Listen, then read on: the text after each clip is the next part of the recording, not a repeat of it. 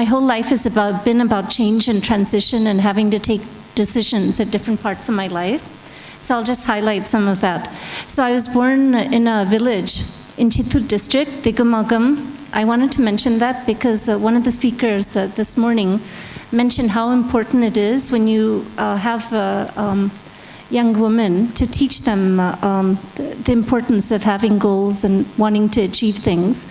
And I received that at a very early time because I stayed in the village for almost 4 years before joining my father in the United States, 5 years total. So my grandfather and my great-grandmother, I think I got it from both of them. First, my grandfather really believed in women. He was all about women's empowerment. Having had 3 of my grandmothers were widows, and he always used to say, you know, women should always study. They should be able to support themselves and their family. And if your grandmothers had studied, they wouldn't have been in this position.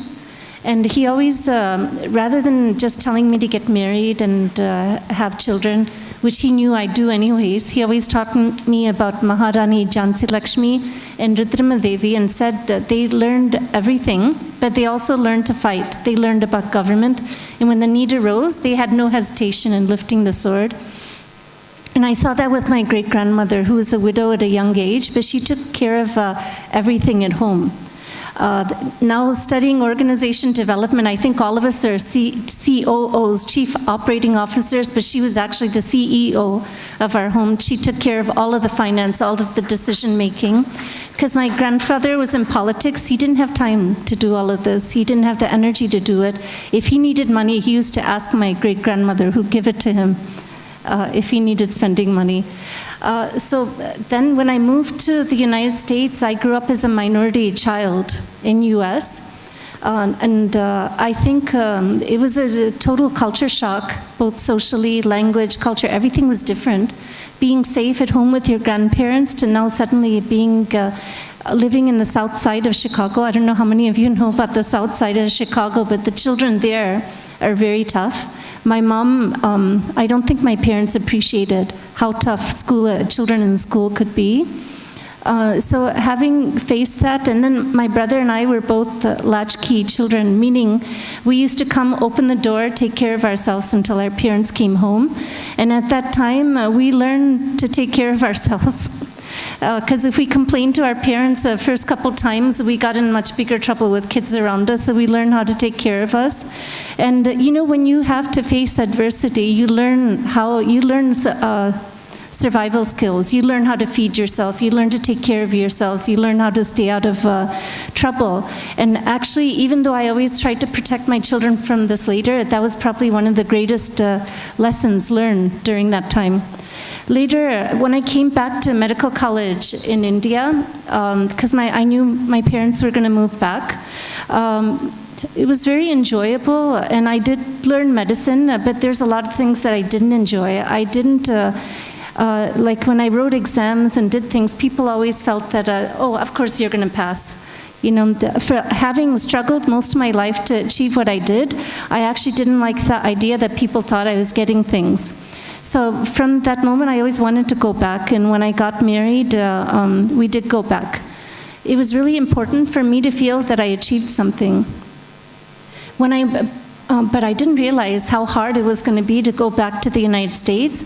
When I had my children, you know, I really didn't want to go back to work for a while. For the first time, having experienced married life, having experienced having children, I was really enjoying myself.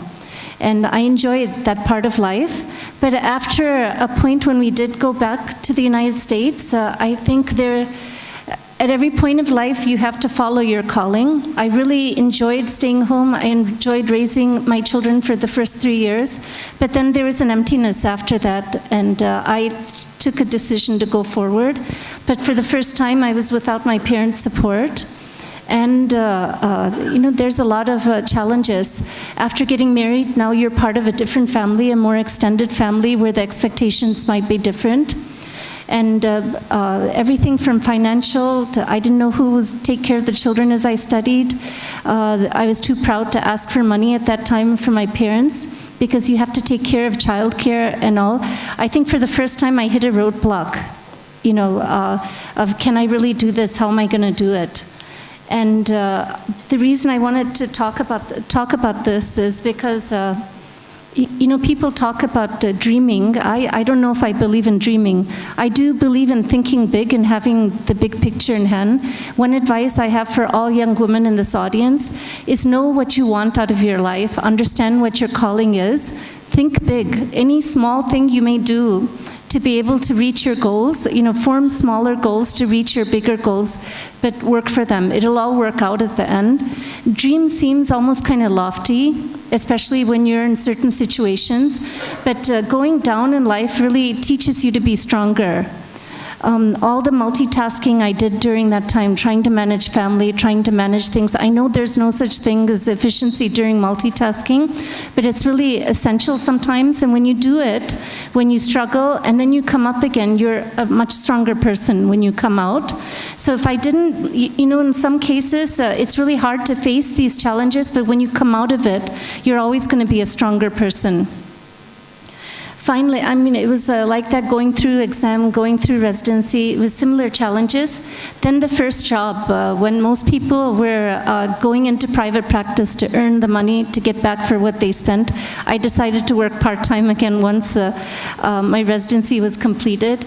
Then when people were taking private practice jobs, I decided to go back and do another fellowship. My first fellowship was in EEG and epilepsy. My second fellowship was in sleep medicine, because I learned sleep during my epilepsy training, and they needed more people to be practicing sleep medicine.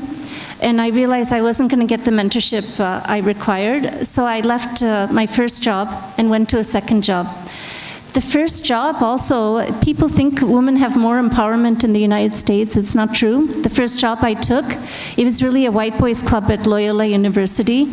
I knew I didn't have the mentorship that I required, and I knew I wouldn't go far. So I went on to do a fellowship in sleep medicine. At that time, sleep medicine, so it's about 15, 17 years ago, was just developing. There was no formal fellowship training. Most people were grandfathering into it. And so finally, I met somebody named Phyllis C., and I went to Northwestern University to do the fellowship. So here, one thing, I did learn everything, and all my, I wanted to mention how important mentorship is, and how important lack of mentorship is also. Because during medical school, one of the reasons I lost motivation and I lost interest is because I didn't have proper role models. And the role models I did have were men, but I didn't have a lot of women role models. And going into academics also, the really successful women, there was maybe 2 in my department because of the lack of role modeling. And I think associations such as IWN and all are really important in bringing that up, especially environments where it's lacking. So the last part of my journey is really coming back to India. It's something that I've always known that I come back to India. My whole family has come back to India, and it was just a matter of time. And when my children decided to come back to India and join the family business, that kind of cemented my decision. And coming back, we had to decide, what am I going to do? I always thought that I'd come back because I missed so much time with my children. I thought I'd spend it with my grandchildren, so I didn't really plan to work when I came back to India. But sleep medicine, as I told you, I trained with the pioneers in sleep medicine. It's hard to leave something, especially when you don't have people just as well trained in the environment that you had. So I thought I'd have a clinic and then I'd take it easy. But after a while, I started bothering my children because I was always after them. What are you doing? When are you going to spend time with me? When are you going to get married? When are you going to have children? So finally, my brother said, "Sis, I think you need to get a hobby," you know.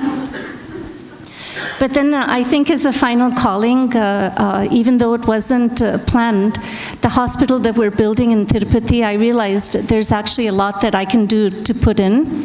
And before coming back from America, I took an organization development course. And even though I've been in one profession and practiced medicine most of my life with my experience in education, and my learning from organization development, I feel that I could make a contribution in building the hospital. And in addition, mentorship in children and education has always been important to me. And just kind of watching things around me and seeing how else I could get involved, I think a much greater calling than that is really getting involved with rural children and education. And one way I'm doing it is I'm trying to run a pilot project in my brother's constituency in Amaravati to try to bring Montessori education to Anganwadis. And that's one thing that I've been very involved in. So with that, I'll give the microphone back to Rekha. Thank you.